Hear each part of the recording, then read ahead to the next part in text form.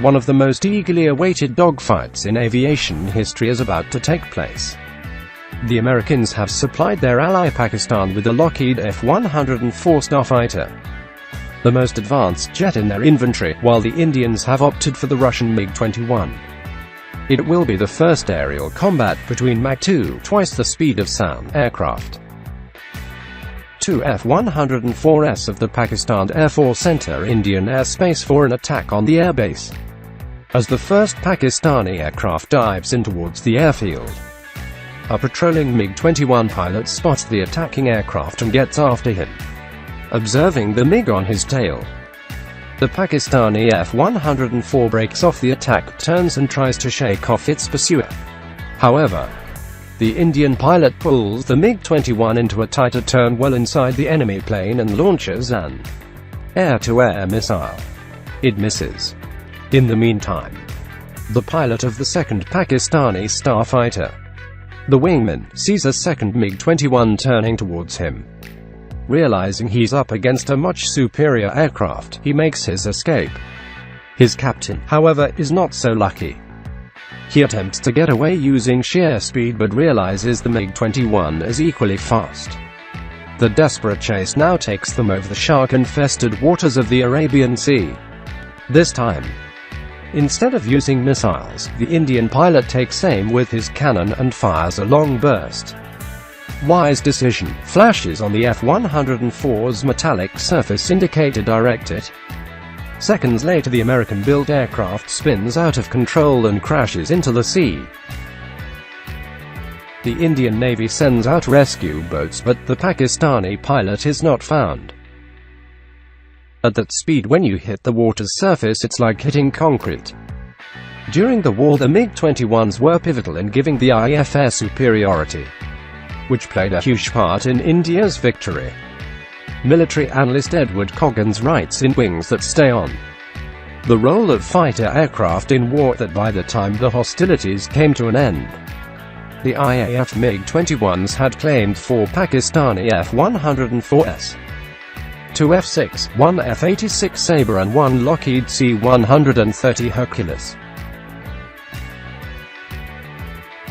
The Russian fighter had clearly won the much-anticipated air combat between the MiG-21 and the F-104, he writes.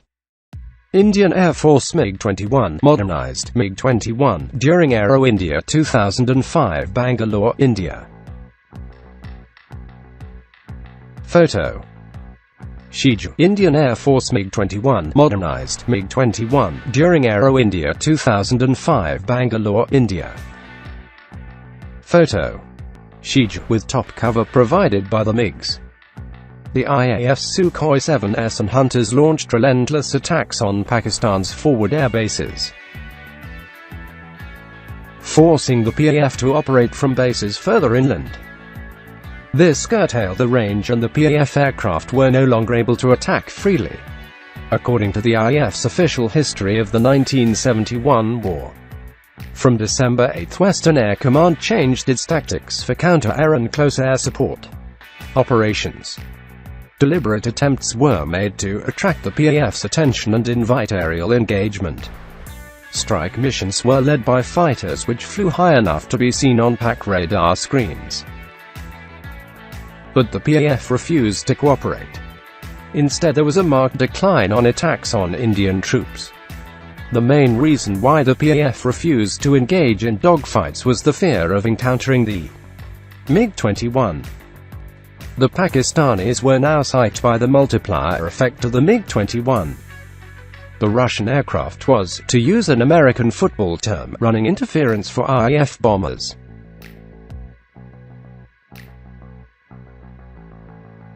And strike aircraft, and the PAF could do nothing about it. The MiG-21 proved to be a highly effective air defense weapons system, says the IAF.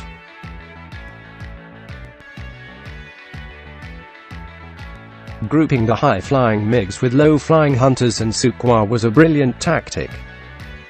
The air superiority umbrella created by the MiG allowed other IAF aircraft to mount their attacks in an environment that favored them. That's not where the story ends. Tom Cooper writes, in Arab MiG-19 and MiG-21 units in combat.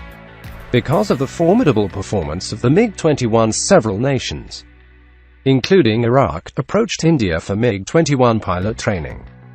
By the early 1970s, more than 120 Iraqi pilots were being trained by the Indian Air Force. 60 years of combat, the MiG-21 made its first public appearance during the Aviation Day display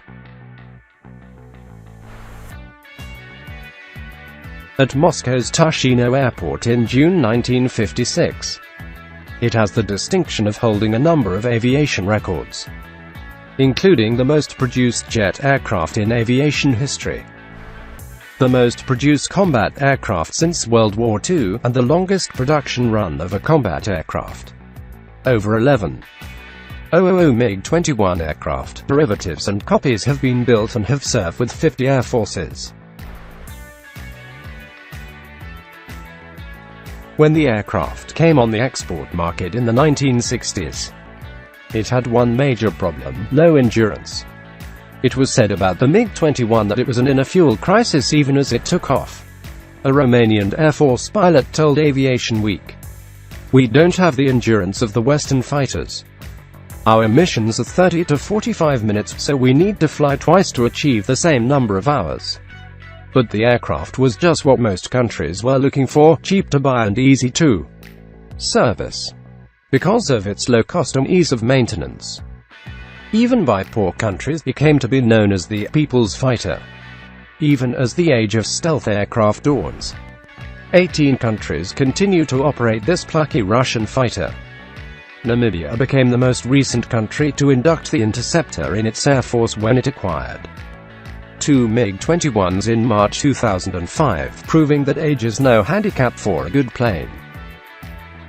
No fighter can survive this long and in so many air forces if it is not combat-worthy. In comparison, the MiG-21's Cold War rivals, the F-104, the French Mirage 3 and British Lightning, are now seen only in museums or airplane boneyards. How India got the People's Fighter. The MiG-21 wasn't the IAF's first choice. It was the Lockheed F-104. The US had provided Pakistan the F-104 jet, but in order not to upset Islamabad, it denied India the same aircraft. Satu Limay writes in US-India Relations that the US refused to sell India any weaponry,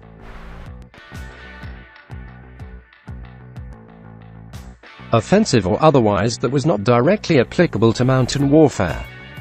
This led India to suspect the US was trying to nudge its defense capabilities in the direction of a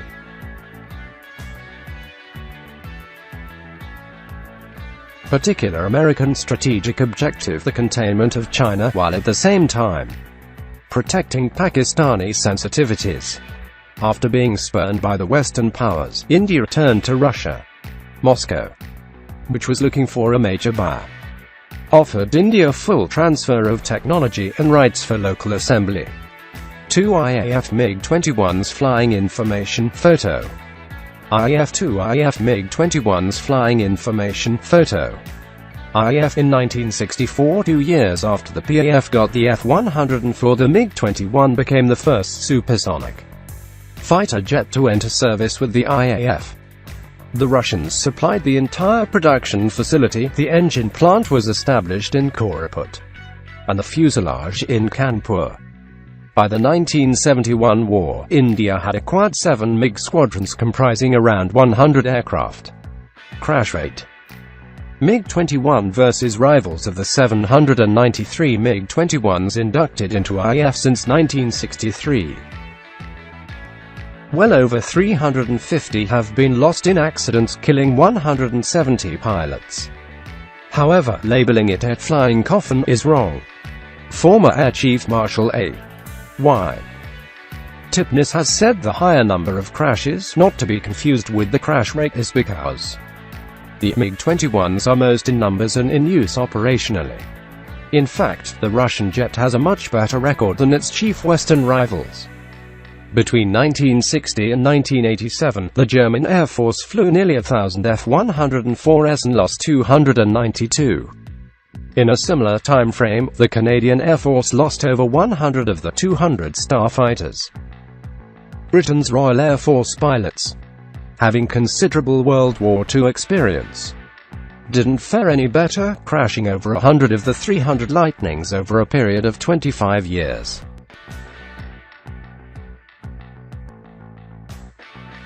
In a report prepared for the U.S. Air Force School of Aerospace Medicine, C.J. Knapp and R.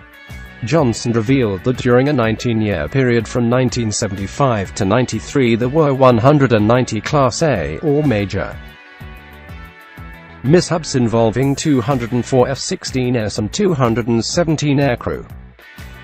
As we have seen, 18 nations, including NATO members Romania and Croatia, continue to stick with the MiG-21.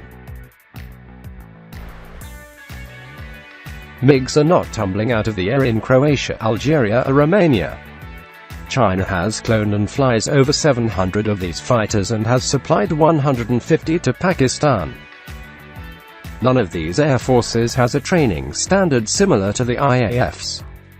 This involves intense peacetime training, which means potentially more accidents. Former Air Force Chief N.A.K. Brown has gone on record that he would rather lose pilots during training than during war. Flying into the sunset, bowing to pressure from Parliament after the trial by media. The IAF announced in 2013 that it would retire its entire MiG-21 fleet by 2017 with the Indian-built Tejas. But with the light combat aircraft not exactly experiencing beginner's luck, about 250 MiG-21s remain in service. Some of them will undoubtedly be flying when the aircraft's 70th anniversary comes around.